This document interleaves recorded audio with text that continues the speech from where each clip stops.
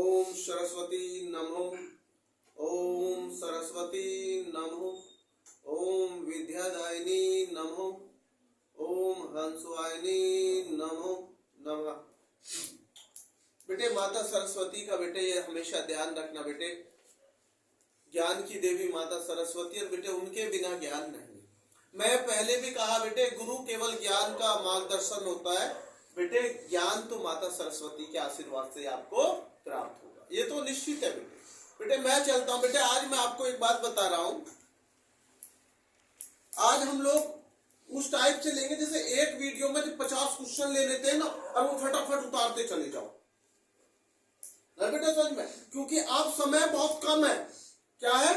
बहुत कम समय। मैं आपसे भी क्वेश्चन पूछूंगा और मैं भी जवाब दूंगा। आप फटाफट इसका पहले मैं आंसर दे रहा हूं, तो उसके बाद जब मैं आपसे पूछूंगा तो गहला गहल याद कराएंगे बेटे। आज क्या कराएंगे? क्योंकि घर पर बच्चा नहीं पढ़ रहा बेटे। आप समझो, जो अच्छे बच्चे वो घर पे खूब पढ़ रहे हैं, लेकिन जिन बच्चों को केवल ये लग रहा कि पास हो जाऊं कैसे, वो घर पर नहीं पढ़ रहे, तो बेटा मेरा अपना मैं थोड़ा प्रयास करने का कोशिश करूंगा कि भाई याद कुछ क्वेश्चन मैं आपको यहाँ करा सकूं। तो बेटा मैं सबसे पहले आज जो क्वेश्चन ले रहा हूं, मैं आज साइंस को नहीं ले रहा हूं, साइंस को मैंने आज रोक रहा हूं। आज मैं एसएसटी हिंदी लूंगा खाली। क्या लूंगा? एसएसटी हिंदी। हम आप सब डिस्कस करेंगे। मैं पहले भी कह चुका हूं बेटे, बिना शिष्य के गुरु कुछ नहीं है, और आपकी सपोर्ट ही हमारे लिए बेटा एक गुरु का महत्व बताती है, बस ये मैं जानता हूं। नहीं बेटा समझ में? तो मेरा पॉइंट है बेटा, आज सबसे पहले देखो, मैं आपको पहले भी कह चुका हूं, अच्छे से समझना। आगरा शहर, देखो जो बहुत इंपॉर्टेंट क्वेश्चन है, आगरा शहर किसने बसाया था? आगरा शहर किसने बसाया था? सिकंदर लोदी ने। बिल्कुल राइट है। आगरा शहर किसने बसाया? बस मैंने ये लिख दिया, आगरा शहर। आगरा शहर किसने बसाया? बोलिए, आगरा शहर किसने बसाया? सिकंदर, या उसका जो संस्थापक जो भी उसका वो है, ये सबसे मेन चीज है बेटे। आगरा शहर किसने बसाया? सिकंदर लोदी ने। इसी से मैं एक क्वेश्चन उठा रहा हूं, आगरा शहर किस नदी के किनारे बसा है? देखो मैंने बताया आप लोगों को, मैंने आप लोगों को बताया पहले भी, आप उस चीजें ध्यान रखो। किसके किनारे बसा हुआ है? यमुना नदी के किनारे आगरा शहर बसा हुआ है। एक क्वेश्चन से दोनों क्वेश्चन करेंगे। देखो आगरा शहर किसने बसाया? पहला क्वेश्चन सिकंदर लोदी। एकदम तेज आवाज आनी चाहिए सब बच्चे, इतने बच्चे बैठे और आवाज नहीं। सिकंदर लोदी ने क्या बसाया? आगरा शहर किस नदी के किनारे बसा है? यमुना नदी। दो क्वेश्चन हो गए। तीसरा क्वेश्चन चलिए, मैं आपसे पूछ रहा हूं, अच्छे से समझने, मैंने आपको पहले भी बता चुका हूं, वेदों की संख्या, वेदों की संख्या, वेदों की संख्या, देखो अच्छे से समझ लो। वेदांगों की संख्या, वेदांगों की संख्या, देखो कितनी बड़ी बात है। आपको क्वेश्चन ये सब बताऊंगा मैं, यहां आंसर लिखूंगा। वेदांगों की संख्या। गीता में कितने अध्याय? गीता में अध्याय, कुल अध्याय। महाभारत में कितने पर्व? ये लिख रहा मैं, महाभारत में कितने पर्व? कितने पर्व? क्या क्वेश्चन हुए ये? 1 2 3 4। वेदों की संख्या कितनी है? 4। वेदों की संख्या कितनी है? 4। सबसे प्राचीन वेद ऋग्वेद। सबसे प्राचीन वेद कौन सा? ऋग्वेद। जान गए? ऋग्वेद, ये रहा। ऋग्वेद सबसे प्राचीन वेद है। 4 वेद है, ऋग्वेद, सामवेद, अथर्ववेद, यजुर्वेद। क्या वेद होते हैं? 4 वेद। सबसे प्राचीन वेद ऋग्वेद। क्लियर? कितने वेद? 4। कितने वेद? 4। सबसे प्राचीन वेद ऋग्वेद। क्लियर? वेदांगों की संख्या 6। वेदांगों की संख्या 6। क्लियर? वेदों की संख्या 4, वेदांगों की संख्या 6। गीता में कुल कितने अध्याय? 18। गीता में कुल कितने अध्याय? 18। पुराणों की कुल संख्या 18। पुराणों की कुल संख्या 18। महाभारत में कितने पर्व? 18। महाभारत में कितने पर्व? 18। महाभारत में कितने पर्व? 18। गीता में कुल कितने अध्याय? 18। वेदांगों की संख्या 6। वेदों की संख्या 4। सबसे प्राचीन वेद क्लियर। आगरा शहर किसने बसाया? सिकंदर लोदी ने। किस नदी के किनारे बसा हुआ? यमुना नदी। गिनते चलना, सब बच्चों से पूछूंगा। मैंने आज कितने क्वेश्चन बता दिए, ये मेरी बात पर विशेष ध्यान देना है। आज मैं आपको ये परीक्षण है आपका कि क्वेश्चन को कितने करा दिए। ये बेटे मैंने आपको यहां से आगे चलता हूं। अब महाभारत से हो गया मेरा। अगला क्वेश्चन आप समझेंगे। एक विक्रमशिला विश्वविद्यालय, अच्छे से समझना, विक्रमशिला नालंदा विश्वविद्यालय मैंने बता दिया आपको। नालंदा विश्वविद्यालय कहाँ था? बिहार में। सबसे प्राचीन विश्वविद्यालय कौन सा था? नालंदा विश्वविद्यालय। सबसे प्राचीन विश्वविद्यालय नालंदा विश्वविद्यालय। गुरुजी नालंदा विश्वविद्यालय कहाँ है? बिहार में। कहाँ पे? बिहार में। अब मैंने पूछा विक्रमशिला, समझ लो विक्रमशिला विश्वविद्यालय कहाँ स्थित है या कहाँ स्थित था, क्योंकि वो तो बख्तियार खिलजी ने नष्ट करा दिया। बख्तियार खिलजी ने छोड़े कहाँ ये विश्वविद्यालय? बिहार में। नहीं समझ में? तो मैं पूछ रहा हूं विक्रमशिला विश्वविद्यालय कहाँ स्थित था। सुन लीजिए, ये भी बिहार में ही था भाई। बिहार में विश्वविद्यालय बहुत प्राचीन बनाए गए थे, लेकिन उनका सदुपयोग नहीं किया गया। कभी आप ये सोच रहे आज बिहार साक्षरता में सबसे पीछे है और जाके वहां सबसे प्राचीन विश्वविद्यालय वहीं खोले गए, तो उनका सही प्रयोग नहीं किया गया। चाहे वहां की सरकार जिम्मेदार हो, चाहे वहां के राजा, चाहे महाराज, जो भी रहे हो, उन्होंने शिक्षा के महत्व को वंचित किया है गरीब लोगों की। मैंने पूछा विक्रमशिला तक्षशिला, जो मैंने अभी पहले पूछ रहा हूं, विक्रमशिला विश्वविद्यालय कहाँ स्थित है? बिहार में। नु कौन सा जिला है? भागलपुर। सुन लो, भागलपुर। नु कौन सा? भाग भाई, भागलपुर। विक्रमशिला विश्वविद्यालय कहाँ है? बिहार के भागलपुर जिले में था स्थित। यह भी बख्तियार खिलजी ने नष्ट करा दिया था। नए एपिसोड में आगे चलते हैं। अब आया तक्षशिला विश्वविद्यालय। पहला मैंने नालंदा बताया, विक्रमशिला बताया, एक और ले रहा हूं तक्षशिला। गुरुजी इसमें मैंने क्वेश्चन बदला है। तक्षशिला विश्वविद्यालय में जो शिक्षण शुल्क होती है ना, पढ़ाई की फीस, शिक्षण शुल्क कितनी ली जाती थी? प्राचीन काल में, जो प्राचीन उसमें तक्षशिला जो है उसमें ये पूछा गया तक्षशिला में विश्वविद्यालय में बच्चे की फीस कितनी थी? जो शुल्क बोलते हैं, क्या बोलते हैं? शुल्क या शिक्षण शुल्क।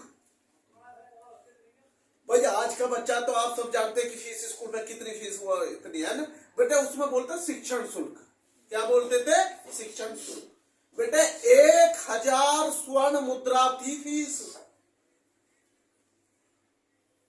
आज की तो बाबा 1000 स्वर्ण मुद्रा कितने समझ रहे हो आप?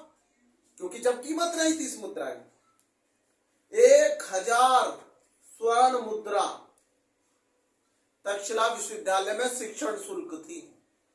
और बेटे गरीब बच्चों के लिए उसमें कुछ राहत भी थी, छूट भी थी, या ये कह के ले दिया जाता था एडमिशन दाखिला कि भाई उस समय तक हम दे देंगे। तो वो सब प्रक्रिया थी, ऐसी बात नहीं है। नहीं बेटा समझ में? तो आपको समझ गए, इसका ऑप्शन आएगा तो कितनी मुद्रा पे टिक करेंगे? 1000 स्वर्ण मुद्रा। चांदी की मुद्रा मत कर देना, तांबे की मुद्रा भी दी होंगी, धातु। कभी आप ये सोच रहे हैं तो स्वर्ण मुद्रा।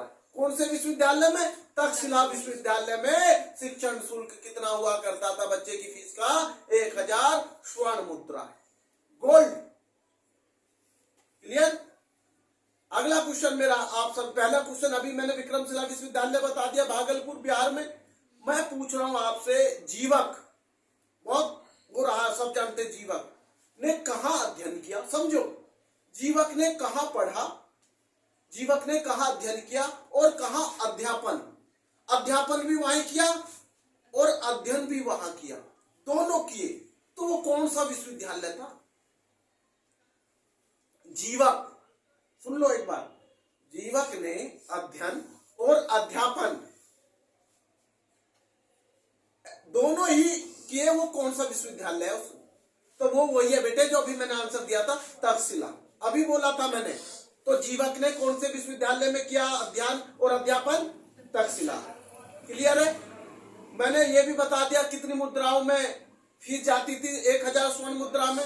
विक्रमशिला भी बता दी, विश्वविद्यालय कहाँ था? स्थित बिहार में, भागलपुर जिले में। नालंदा विश्वविद्यालय कहाँ था? बिहार में। किसने इन्हें नष्ट करा दिया? बख्तियार खिलजी ने इनको नष्ट करा दिया। नहीं बेटा समझ में? अगला क्वेश्चन है मेरा, आप सब जानते हैं इलाहाबाद को अब क्या कहते हैं? प्रयागराज। इलाहाबाद को अब क्या कहते हैं? प्रयागराज। तो इलाहाबाद का किला किसने बनवाया या प्रयागराज का किला किसने बनवाया? अगर अब मैं पूछूं तो प्रयागराज क्यों? अगर पुराना इतिहास का क्वेश्चन उठा रहा हूं तो उसमें क्या लिखा आएगा? इलाहाबाद। लेकिन अब तो इलाहाबाद का नाम क्या है बेटे? प्रयागराज। तो मैंने आपसे पूछा बेटे, बेटे इसको देखते रहना बेटे, इलाहाबाद का किला किसने बनवाया या प्रयागराज का किला किसने बनवाया? अकबर ने। किसने बनवाया था इलाहाबाद का किला? अकबर ने, जिसका इलाहाबाद का नाम क्या है? प्रयागराज। अगला क्वेश्चन पूछ रहा हूं मैं, मोती मस्जिद, क्या मोती, अच्छे से ध्यान दे बेटे पिछला बच्चा, मोती मस्जिद कहां स्थित है? भाई आपने जामा मस्जिद ये सब सुनी है, सुनी है ना जामा मस्जिद? मैंने पूछ रहा हूं मोती मस्जिद कहां स्थित है? भैया आगरे के किले में। किसमें? आगरा के किले में। और आगरा कहां? उत्तर प्रदेश में। आगरा के किले में बनी हुई है मोती मस्जिद। और आगरा कहां है? उत्तर प्रदेश में। समझ गए? क्लियर है? आगे चलिए, मैं पूछ रहा हूं चंद्रशेखर आजाद किस शहर में शहीद हुआ था? तो प्रयागराज। इस समय तो प्रयागराज, पहले उसे क्या बोला जाता था? इलाहाबाद। कौन से पार्क में हुआ था शहीद? अल्फ्रेड पार्क में। किसकी गोली से मारा गया चंद्रशेखर? स्वयं की गोली से। स्वयं ने ही अपने आप को गोली मारी थी, किसी फिरंगी की गोली से आजाद चंद्रशेखर नहीं मारा गया। ये इतिहास है उसका। नहीं बेटा समझ में? वचन का पक्का था, चंद्रशेखर आजाद ने पहले कह दिया था कि मैं किसी फिरंगी की गोली से नहीं मारा जाऊंगा, मारा जाऊंगा तो स्वयं की गोली से मारूंगा। तो ये बेटे ऐसे ही आप एक वचन लो, गुरुजी हमको टॉप करना है, मन और लगन से पढ़ना है, मेहनत उतनी करनी है जो दूर तक आवाज जाए कि किसी के बच्चे ने टॉप किया है, उनमें से तुम होने चाहिए। किसी से कम नहीं है। आप देखना जब रिजल्ट आएगा, परिणाम निकल के आता है, तो उस दिन उस बच्चा जो टॉप करता है वो पूरी दुनिया में छा जाता है। मानते हैं ना? तो इसलिए मैं आपको कहता हूं अभी समय है, मैं अब भी बोल रहा हूं अब भी समय है। 25 दिन आपके पास एग्जाम बोर्ड के जो बच्चे 10th 12th के यूपी बोर्ड के या सीबीएसई के बोर्ड के भी स्टार्ट हो रहे हैं, मैं उन सब बच्चों से कह रहा हूं बेटे अब भी जाग जाओ। अब भी खेत पूरी तरह नहीं चुगा है चिड़ियों ने, अब भी जाग जाओगे तो अब भी खेत को बचा ले जाओगे, है ना? तो आगे समय आप सब समझते ज्यादा में। बेटे अब मैं आपसे पूछ रहा हूं प्रसिद्ध, अच्छे से समझना, प्रसिद्ध विष्णु जगन्नाथ, प्रसिद्ध विष्णु जगन्नाथ, विष्णु जगन्नाथ का मंदिर कहां स्थित है? प्रसिद्ध सभी जानते हैं भगवान विष्णु जगन्नाथ का मंदिर कहां स्थित है? समझ लीजिए, उड़ीसा के पुरी शहर में। उड़ीसा के पुरी शहर में भगवान विष्णु जगन्नाथ का प्रसिद्ध मंदिर। और आप जानते हैं सूर्य का मंदिर भी, कोणार्क का सूर्य मंदिर भी उड़ीसा में ही स्थित है। सन टेम्पल समझ में कहा स्थित है? उड़ीसा। कोणार्क का सूर्य मंदिर कहां स्थित है? उड़ीसा। है बेटा समझ में। और भारत की सबसे बड़ी नदी का नाम क्या है? गंगा नदी। और भैया हमने एक दिन बताया था आपको, सबसे भारत की साफ नदी किस स्थान कौन सा है हमारे भारत में सबसे साफ नदी का? मेघालय, मंगकोट नदी है, वो नदी है, तो वो कहाँ है? मेघालय। अब मेरा क्वेश्चन है, चाणक्य सुना है? कौटिल्य चाणक्य, चाणक्य का मूल नाम क्या था? चाणक्य का मूल नाम क्या था? विष्णुगुप्त। ये क्वेश्चन बार बार पेपर में आ जाता, चाणक्य का मूल नाम क्या था? तो बेटे विष्णुगुप्त। क्या था? विष्णुगुप्त। आगे चलते हैं हम, अच्छे से समझिए, बहुत आसानी से। मैं एक क्वेश्चन पूछ रहा हूं आपसे, भोर का तारा। किसका तारा? भोर। कहते हैं ना भोर हो गया है, उठ जा भोर हो गया सुबह। भोर का तारा कौन सा होता है? शुक्र। भोर का तारा शुक्र। अभी मैं रिपीट कर दूंगा, पूछ लूंगा आपसे, भोर का तारा क्या होता? और सबसे छोटा ग्रह बुध। सबसे छोटा ग्रह बुध और भोर का तारा शुक्र। समझ गए? भोर का तारा शुक्र और सबसे छोटा ग्रह बुध। क्लियर है? सबसे पहले आप समझिए, सबसे पहले भारत में सूर्य कहां निकलता है? बताइए। अरुणाचल है बेटा समझ में। ये आपको पता होना, हमने आपको बताया था। ऐसा कौन सा देश है जहां सूर्य हरा दिखाई देता है? नॉर्वे। कहां सूर्य हरा दिखाई देता? नॉर्वे। नहीं बेटा समझ में। अगला क्वेश्चन बताइए, भारत छोड़ो आंदोलन किसने कब चलाया? भारत छोड़ो आंदोलन कब और किसने चलाया? महात्मा गांधी जी ने 1942 में। भारत छोड़ो आंदोलन किसने और कब चलाया? महात्मा गांधी जी ने 1942 में। सुभाष चंद्र बोस ने आजाद हिंद फौज का गठन कब और कहां किया? सुभाष चंद्र बोस ने आजाद हिंद फौज का गठन कब और कहां किया? 1943। 1943 कहां किया? सिंगापुर में। किसने किया आजाद हिंद फौज का गठन? सुभाष चंद्र बोस ने। सुभाष चंद्र बोस ने किया। चोरी चोरा कांड कहां और कब हुआ? 1922 में गोरखपुर में हुआ। 1922 में गोरखपुर में हुआ। प्रथम विश्व युद्ध कब हुआ? 1914 में। और 1914 से लेके 1918 तक चला। ये 1914 से लेके 1918 तक चला। एक रबी की फसल बताइए। एक रबी की प्रमुख फसल गेहूं, एक खरीफ की प्रमुख फसल मक्का। कपास सबसे ज्यादा किस मिट्टी में पैदावार होती है? कपास की काली मिट्टी में। कपास की सबसे ज्यादा पैदावार किस मिट्टी में होती है? काली मिट्टी में। कपास जो पैदा होती है बेटे सबसे ज्यादा काली मिट्टी। चाय की पैदावार किस प्रदेश में सबसे ज्यादा होती है हमारे देश के अंदर? चाय असम। असम की चाय विदेशों में भी प्रसिद्ध है। ऐसन में एक चीज का हमेशा ध्यान रखना, गन्ना हमारे भारत में सबसे ज्यादा उत्तर प्रदेश में होता है। भारत के अंदर सबसे ज्यादा गन्ना की पैदावार कहाँ होती है? उत्तर प्रदेश में। और चावल पश्चिम बंगाल में।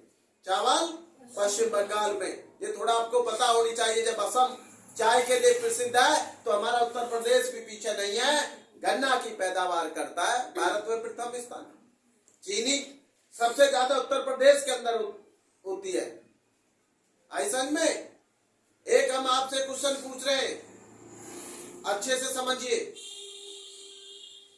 जलियांवाला बाग हम पहले भी आपको बता चुके। जलियांवाला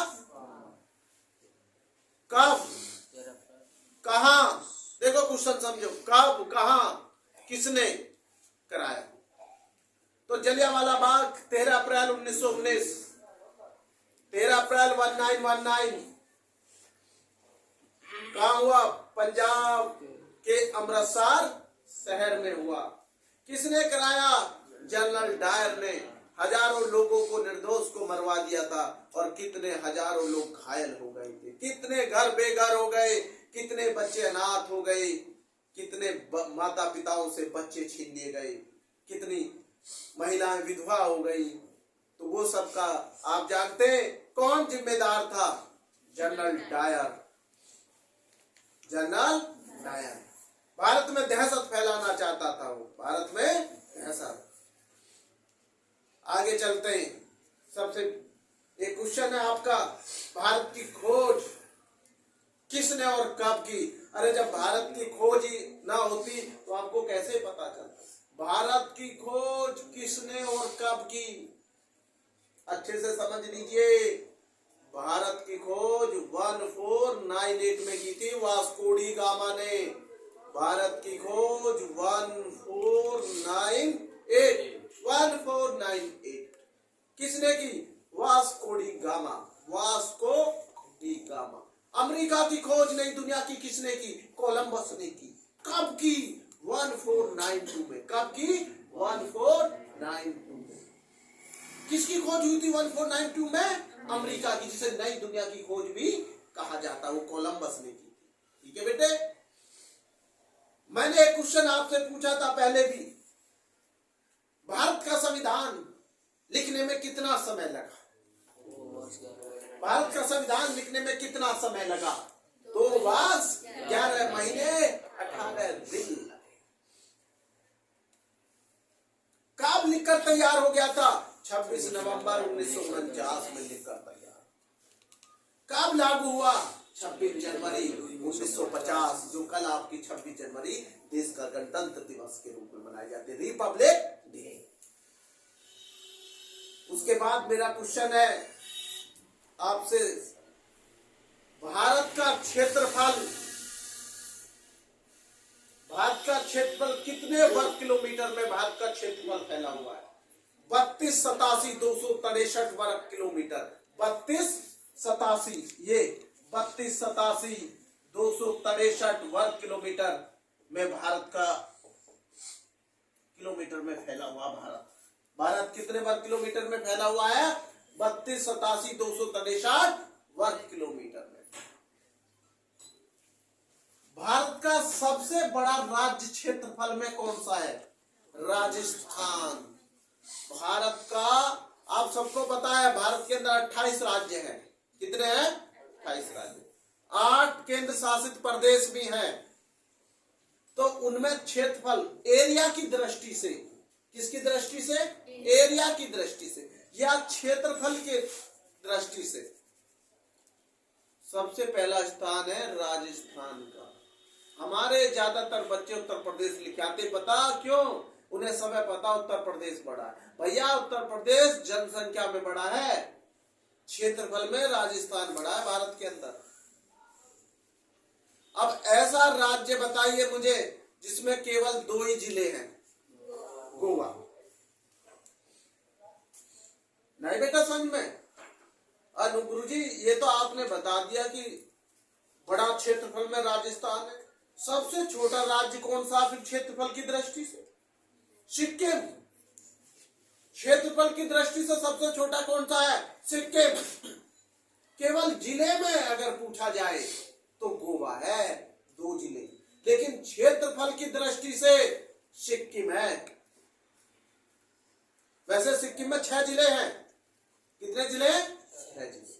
लेकिन क्षेत्रफल की दृष्टि से अगर आता है तो सबसे छोटा सिक्किम। नहीं बेटा समझ में? और सबसे बड़ा क्षेत्रफल की दृष्टि से राजस्थान। नहीं बेटा समझ में? पूरे विश्व में कुल देशों की संख्या 206।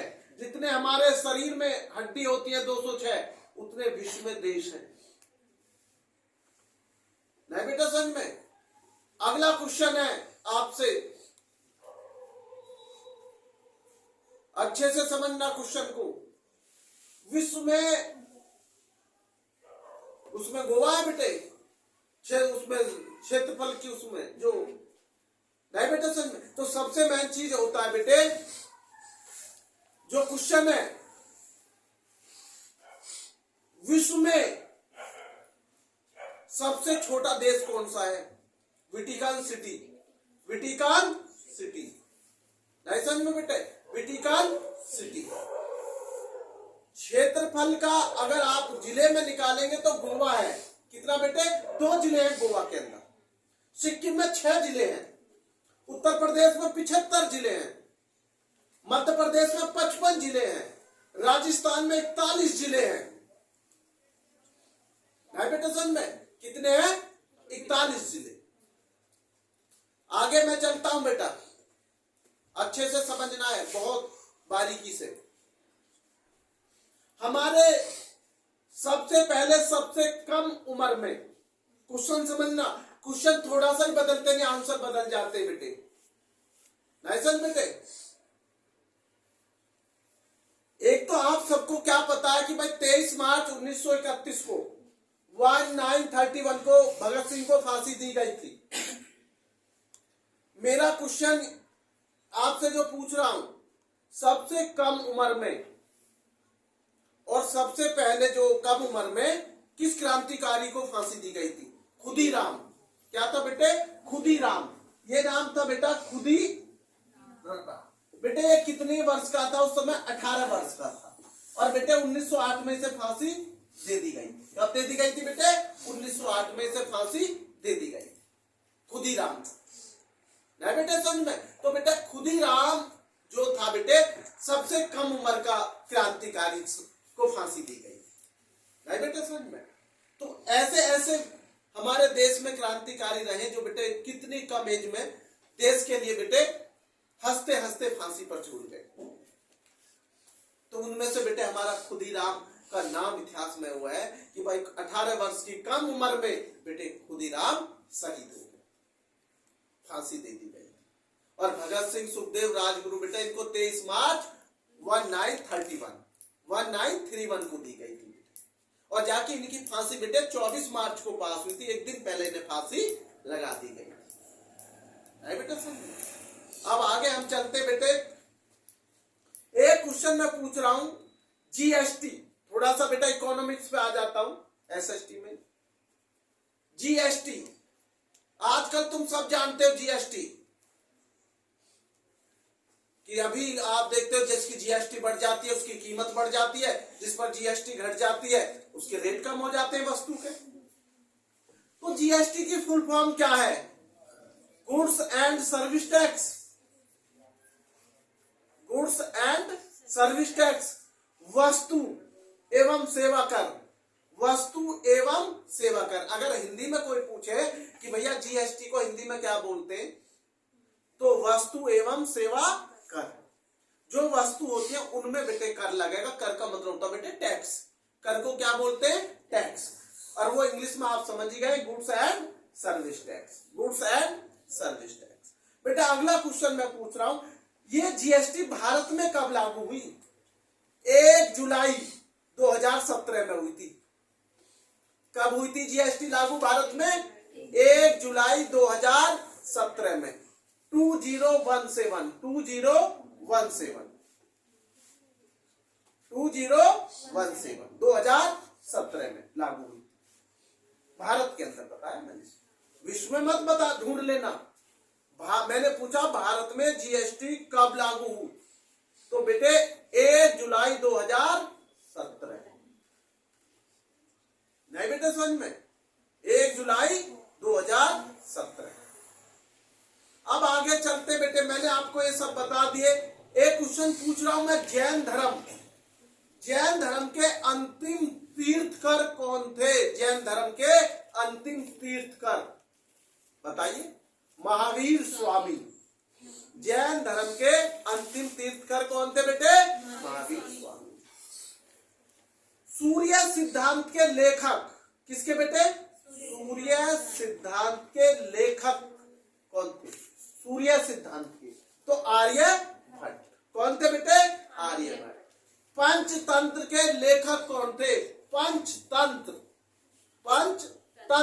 के लेखक कौन थे? विष्णु शर्मा। कौन थे पंचतंत्र के लेखक? पंचतंत्र के लेखक कौन थे? विष्णु शर्मा। और अभी मैंने पूछा सूर्य सिद्धांत के लेखक कौन थे? आर्य। नहीं बेटा समझ में, कौन थे? बेटे आदि कवि किसे कहा जाता था? वाल्मीकि। आदि कवि किसे कहा जाता था? वाल्मीकि। नहीं बेटा समझ में, आदि कवि को किसको बोलते थे बेटे? वाल्मीकि। अब हमारा क्वेश्चन बेटे मैं आपसे पूछ रहा हूं, सारनाथ आपने सबने सुना है? सारनाथ स्तंभ, सारनाथ स्तंभ का चक्र प्रतीक है। स्तंभ समझ लीजिए, सारनाथ का स्तंभ का चक्र प्रतीक है प्रगति का। किसका बेटे? प्रगति।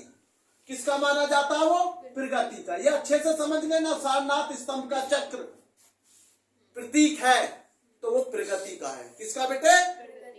तानसेन कौन था? संगीतज्ञ। तानसेन किसके उसमें रहता था? राजा अकबर के। 9 रत्नों में से एक रत्न था तानसेन, बीरबल। नहीं बेटा समझ में, राजा मानसिंह उनके 9 रत्नों में से माने जाते थे। राजा टोडरमल, ये क्या थे? उनके 9 रत्नों में से माने जाते। किसके? राजा अकबर। मैंने आपको बताया एलोरा, एक दिन एलोरा की गुफा में कुल कितनी संख्या? एलोरा, अजंता नहीं, एलोरा। बताइए एलोरा की गुफा कुल कितनी है? 34। अजंता मैंने बताई थी 30, लेकिन 29 मैंने एक आधा कंप्लीट है पूरी और आधी एक अधूरी है। ये मैंने पूरा उसमें बता दिया था। वैसे कुल 30 है अजंता के अंदर, लेकिन बेटा 29 तो पूरी गुफा बनी हुई है और एक बेटे अभी अधूरी। एक हमने पूछा था सबसे प्राचीन गुफा कहां और नाम क्या है? तो नाम बड़ा अजीब है, बराबर। जैसे कहते हैं ना मैथ में बराबर का निशान लगा लो, तो गुफा का नाम क्या है? बराबर। और वो है भी कहां? बिहार में। ये क्वेश्चन थोड़ा बेटे बच्चे बहुत सारे अनभिज्ञ रहते हैं, समझ लेना। सबसे प्राचीन गुफा बिहार में। देख लो आप, एक बार आप समझ के देखिए, बिहार का इतिहास बहुत बड़ा है। प्राचीन विश्वविद्यालय बिहार में मिले, प्राचीन गुफा बिहार में मिली। नहीं बेटे सच में। और आप सब जानते हैं माता सीता मिथिला, वो कहा है? बिहार। नहीं बेटा सच में। तो आप इस चीज को अच्छे से समझ लीजिए, बिहार में इतिहास बहुत छुपा हुआ है। बिहार में इतिहास बहुत छुपा हुआ है।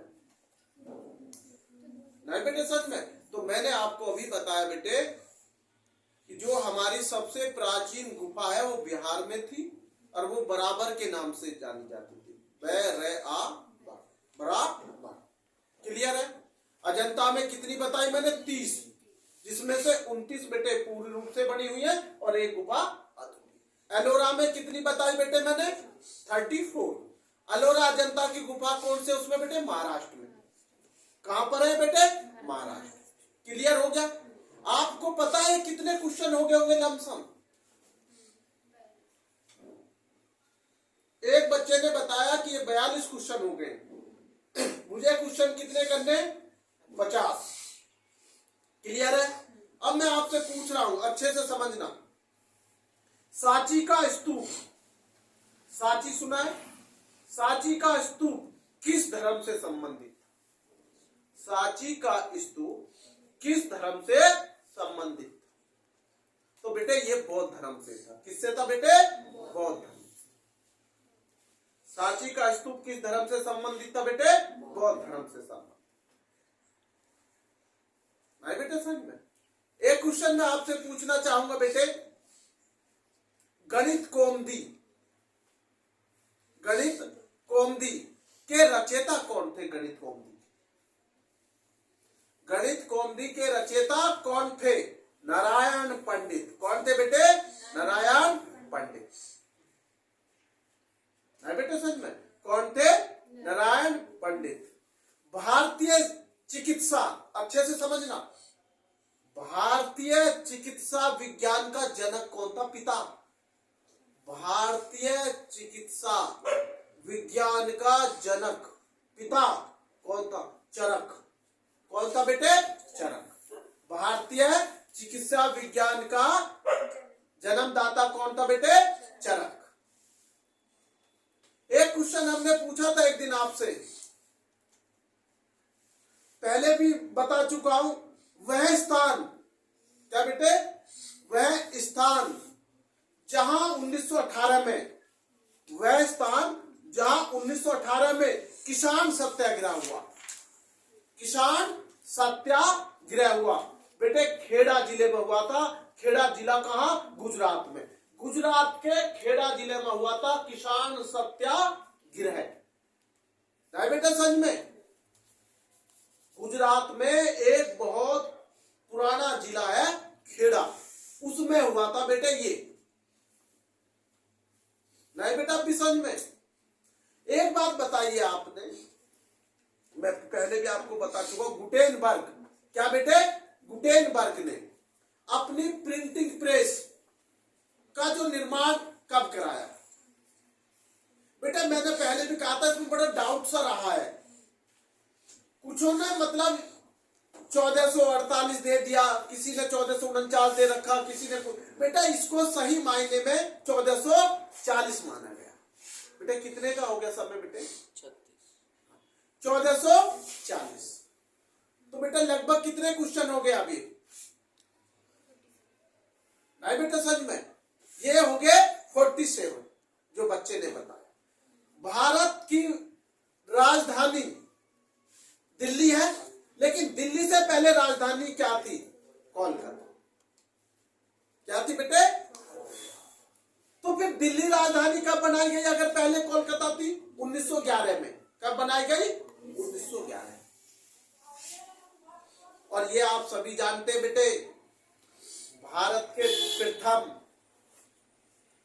राष्ट्रपति हमारे जो रहे डॉक्टर राजेंद्र प्रसाद, डॉक्टर राजेंद्र प्रसाद। और बेटा प्रथम प्रधानमंत्री हमारे देश के पंडित जवाहरलाल नेहरू। और ये आप सभी जानते बेटे, हमारे देश के जो मिसाइल मैन थे एपीजे अब्दुल कलाम, एपीजे अब्दुल, वो हमारे देश के 11वें राष्ट्रपति भी बने थे। 11वें राष्ट्रपति गुरुजी कब रहे राष्ट्रपति? 2002 में बने थे और 2007 तक रहे थे, 5 साल। राष्ट्रपति का कार्यकाल कितना होता? 5 वर्ष। प्रधानमंत्री का कार्यकाल भारत में कितना होता? 5 वर्ष। समझ गए? मुख्यमंत्री का कार्यकाल, जो हमारे प्रदेश के सीएम होते, चीफ मिनिस्टर, उनका कार्यकाल भी बेटे ऐसा बेटे। मुख्यमंत्री को शपथ कौन दिलाता है? मुख्यमंत्री को शपथ कौन दिलाता है? 3 क्वेश्चन हम आप पर छोड़ कर जा रहे हैं, आप लोग कमेंट करेंगे।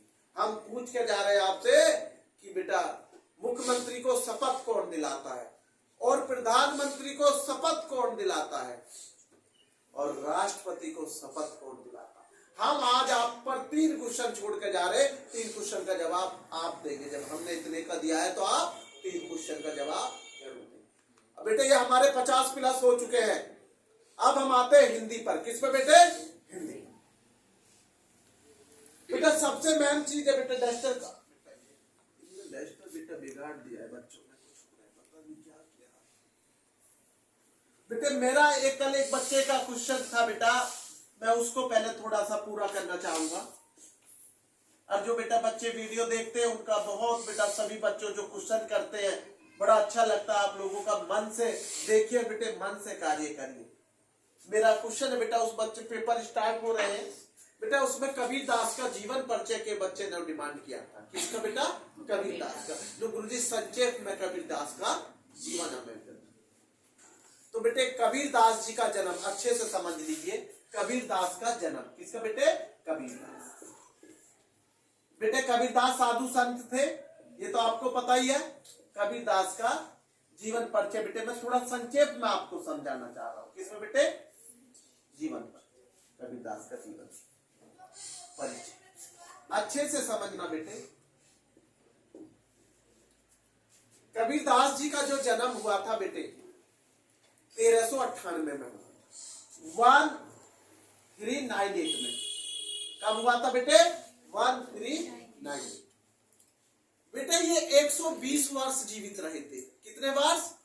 जब मैं यहाँ 120 जोड़ दे रहा हूं तो आप देखो ये क्या बन जाएगी इनकी मृत्यु। 1518 ये लिख दिया बेटे मैंने मृत्यु। 120 वर्ष जीवित रहे। क्या रहे? जीवित। मैं थोड़ा कोशिश करूंगा कि जो आसान ये जन्म है। क्या बेटा? ये जन्म। कबीरदास जी का जन्म कब हुआ बेटे? 1398 में। मृत्यु कब हुई बेटे? 1518 में। कितने वर्ष जीवित रहे? 120 वर्ष। बेटा समझ में? ये मैंने आपको सन भी निकाल दी। कभी कभी क्वेश्चन ऐसा आ जाता विकल्प में, एक का 90 दे दिए, कबीरदास जी कितने वर्ष जीवित रहे? 90 वर्ष, 120 वर्ष, 110, तो वहां आप एकदम तुरंत पहचान लेंगे 120 वर्ष। वहां मैं डाउट में नहीं आएंगे, डाउट में हो जाओगे, क्योंकि आपको तो केवल वो रटी होती है जन्म और मृत्यु। इसलिए कहता हूं क्वेश्चन को रटना नहीं है, सीखना है। क्वेश्चन में से क्वेश्चन बनाने सीख लीजिए, मार नहीं खाओगे। जब आप यहां से निकलते हो तो ऐसे निकला करो कि चलते चलते भी आपके मन में ये रहे कि आज क्या पढ़ाया था, क्या क्या चीज छूट गई है, कल गुरुजी से पूछो। हवाई फायर घोड़ा की तरह गाड़ियों से मत दौड़ जा करो, बाइकों से निकल गए। अरे नहीं भाई, आराम से चला करो, थोड़ी स्पीड कम करके चला करो, हेलमेट ओढ़ के चला करो। अरे तुम्हें एक चीज हम बता देते, बॉयजों से समझदार तो हमारी बिटिया। दिखाना बेटा इसे हेलमेट को। ये हेलमेट ओढ़ के अपने बाइक की सवारी करती है बिटिया आती है, देखो तो कितने समझदार है आप बॉयजों से। ये है या नहीं? सेफ्टी हेलमेट बहुत जरूरी है जब बच्चा आ रहा है बाइक से या दूर से, है? जब लड़कियां हेलमेट लगा के आ सकती है, इतने अच्छे नियम जानती है, तो आप क्यों नहीं? आप तो रात दिन बाइकों पे घोड़ा की तरह दौड़ते हो भाई। इन बच्चों का इससे मैं कहता हूँ बहुत बहुत बेटा ये बच्चे समझदार है, नियम ट्रैफिक के सब। लो बेटे रख दो बेटे। इसलिए मैं आपको आगाह कर रहा हूं, कभी भी कहीं बाइक पे चला करो बेटा, जाते हो तो मुझे भी चिंता होती है कि यार बच्चा बेटा सर में तेज मत चलाया करो। 2 मिनट लेट पहुंच जाओगे बेटे, उससे आपकी रेल नहीं छूट जाएगी। ये जीवन की रेल है बेटे, आराम से चला करो।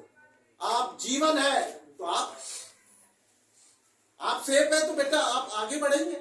इसलिए तेज मत चलाया करो। मैं देखता हूं बहुत बच्चे तेज चलाते नहीं। तो मैं अगले क्वेश्चन पे चलता हूं बेटे। कबीरदास जी का जीवन परिचय। जन्म 1398 में और बेटा 100 बार जीवित रहे थे, मृत्यु 1500। बेटे ये एक विधवा की कोख से जन्मे थे। एक विधवा की कोख से जन्मे थे जो बेटे अपनी लोक लज्जा बचाने के लिए लहर तारा नामक नदी में छोड़ आई। लहर तारा नामक नदी में छोड़ आई, जिसने बेटे नीरू नीमा नामक जुल्हाई ने बेटे कबीरदास जी को निकाला। बेटे नीरू नीमा नामक जुल्हाई ने बेटा इनका पालन पोषण किया। नीरू नीमा नामक जुल्हाई। बेटे कबीरदास जी ने स्वयं कहा कि उन्होंने कागज पेंसिल नहीं छुई। उन्होंने बेटे अपने जीवन काल में शादी की। उनकी पत्नी का नाम लोई था। क्या था बेटे? कबीरदास जी की पत्नी का नाम लोई। क्या था बेटे? लोई।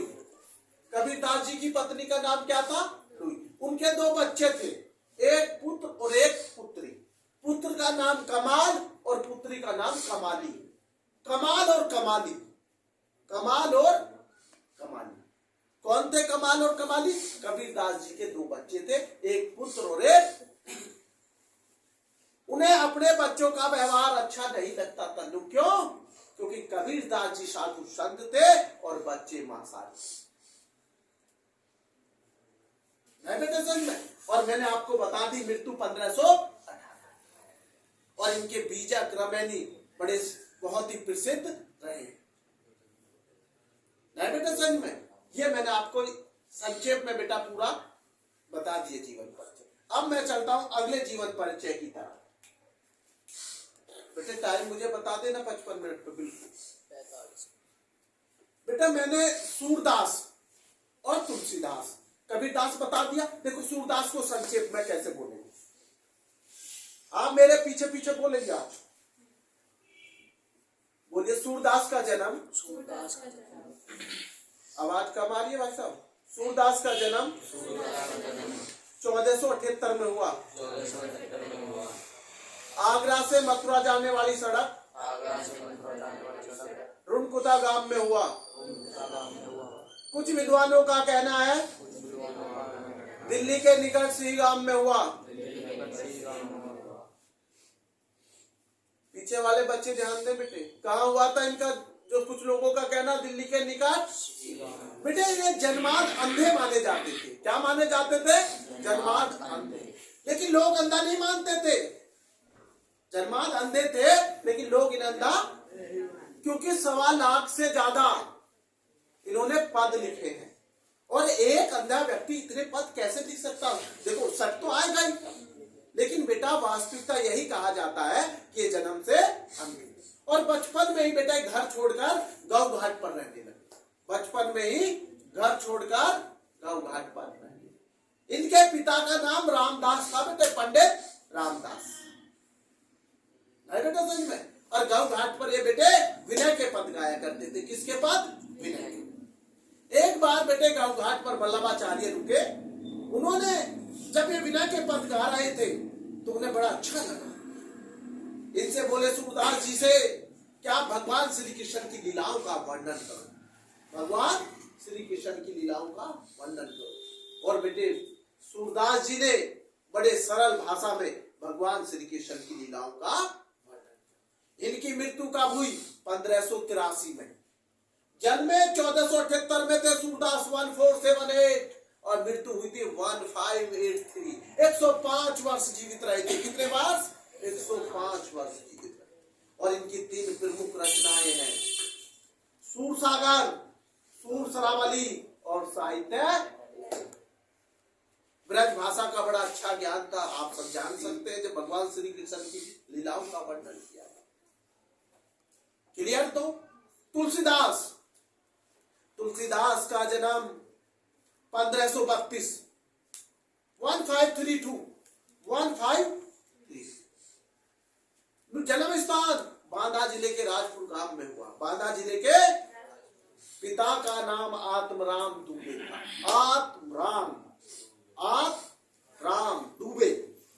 और माता का नाम तुलसी देवता है। तय मत लिख देना, कभी तुलसी लिख दो ना, तुलसी है उ ले से ई। बहुत सारे बच्चे तुलसी लिख के आते हैं, जब कहते तुलसी मैं कहता नहीं भाई है चेंज हुआ था, है उ ले से ई। इनकी माता का नाम क्या था? तुलसी। नहीं समझ में। इनकी पत्नी का नाम रत्नावली था भाई। क्या था? रत्नावली, जिसे बहुत अधिक प्रेम करते थे। एक बार वो बिना बताए अपने मायके चली गई और तुलसीदास जी जब शाम को लौटे, घर ना पाकर पत्नी को ससुराल चल दी। बड़ी कठिनाइयों के साथ ससुराल पहुंचे। नदी पड़ती थी, बड़ी परेशानियों के साथ वहां पहुंचे। लेकिन उनकी पत्नी ने कहा, इतने कष्टों के साथ तुम यहाँ आए हो, काश इतना ध्यान भगवान की भक्ति में लगाया होता तो आपको भगवान की प्राप्ति। तो तुलसीदास बेटा उसी समय वहां से लौटे और भगवान की भक्ति में ध्यान लगाया। अनेक रचनाएं थी तुलसीदास की। देखो कितने आसान है। गीतावली, कवितावली, दोहावली, रामचरितमानस, पार्वती मंगल, जानकी मंगल, इनकी प्रमुख रचनाएं थी। तुलसीदास ने तो रचनाएं झड़ी लगा दी थी। एक प्रसिद्ध कवि का रूप सब लोग मानते थे, प्रसिद्ध कवि। और इनको मृत्यु कब हुई थी? 1623 में। 1623 गुरु जी इनकी कितने वर्ष होगी? 91। भैया साल गिन लो। 91 तो तुलसीदास हो गए, 105 वर्ष तुम्हारे सूरदास हो गए, 120 वर्ष कबीरदास जी जीवित रहे भाई। 100 मैंने कबीर का बताया 120, फिर नीचे को आए सूरदास जी कितने? 105 और भैया तुलसीदास 91। डिसेंडिंग से चल रहा हूं, नीचे से पहले देखो, डिसेंडिंग ऑर्डर में पहला 120 वर्ष जीवित, फिर नीचे याद करने का तरीका होता है, अपने मन में जो सा अच्छा लगे उसे अपना लिया करो। ये 3 जीवन परिचय तो आपने बता दिए। हाँ, ये कवियों के बताए मैंने, अब लेखक का बताऊंगा। लेखक का सबसे पहले बताऊंगा अपने जयशंकर प्रसाद जी का। किनका बताऊंगा? जयशंकर प्रसाद। क्योंकि जयशंकर प्रसाद और राजेंद्र प्रसाद का हम कई बार आपको बता चुके हैं, बार बार उसका समझाते हैं। जयशंकर प्रसाद का जन्म 1889 में हुआ, 89 में। कब हुआ था? 1889 में हुआ था। राजेंद्र प्रसाद का जन्म 1884 में हुआ था। कितने वर्ष बड़े हैं राजेंद्र प्रसाद? 5 वर्ष बड़े हैं जयशंकर प्रसाद से। कितने बड़े हैं? 5 वर्ष। राजेंद्र प्रसाद का जन्म कहाँ हुआ? बिहार के सिवान जिले में। किसका? राजेंद्र प्रसाद का। जयशंकर प्रसाद का कहाँ हुआ? बताओ जयशंकर प्रसाद का हमने आपको बताया है, वाराणसी। पहले क्या हुआ करती थी वाराणसी? काशी। जो जयशंकर प्रसाद का जन्म हुआ है बेटे उत्तर प्रदेश के वाराणसी से, जिसे हम क्या बोलते थे पहले? काशी बोलते। नहीं बेटे सच में पहले वाराणसी का नाम क्या था? काशी। ये चीजें बेटे अच्छे से पता होनी चाहिए कि जो शहर के नाम बदले हैं उन्हें आपको पता। बेटे इनके पिता का नाम जानते हैं क्या था? देवी प्रसाद। क्या था बेटे इनके पिता का नाम? देवी प्रसाद। है बेटे सच में। माता का नाम कोई बच्चा बताएगा? मुन्नी देवी। माता का नाम क्या था बेटा इनकी का? मुन्नी देवी। जयशंकर के पिता का नाम देवी प्रसाद, माता का नाम मुन्नी देवी। कब जन्मे थे? 1889, 1889। कहा जन्मे थे? उत्तर प्रदेश के वाराणसी शहर में। उत्तर प्रदेश के वाराणसी शहर में। कौन जन्मे थे उत्तर प्रदेश के वाराणसी शहर में? जयशंकर प्रसाद। बिहार के सिवान जिले में कौन से लेखक हमारे जन्मे? डॉक्टर राजेंद्र प्रसाद, जो देश के प्रथम राष्ट्रपति भी रहे और भारत रत्न से भी सम्मानित है डॉक्टर राजेंद्र प्रसाद।